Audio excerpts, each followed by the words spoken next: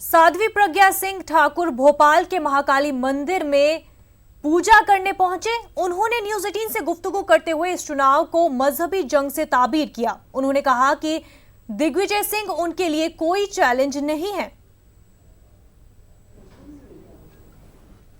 Bhopal seat से प्रज्ञा ठाकुर को यहां पर टिकट मिला है और ऐसे में दिग्विजय सिंह के कई ट्वीट आए हैं। महाकाल मंदिर में दर्शन करने आई हैं दीदी, उनसे ही जानते हैं कि क्या कहना है उनके बारे में। दीदी, दिग्विजय सिंह का जिस तरह से ट्वीट आया है, क्या कहना है? मेरा उस ट्वीट के बारे में कुछ भी नहीं कहना है। मेरे अपने जीवन का एक उद्देश्य है और मेरी विचारधारा के समकक्ष पार्टी से मैं चुनाव लड़ रही हूँ और युद्ध क्षेत्र है, रण क्षेत्र है।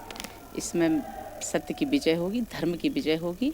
और जो सिर्फ नाटक करते हैं, महिलाओं की रक्षा की बात करते हैं, महिलाओं के सम्मान की बात करते हैं, धर्म की बात जो कर रहा है वो आतंक, उसने ही भगवा को आतंक कहा है और हिंदुत्व को आतंकवादी कहा है।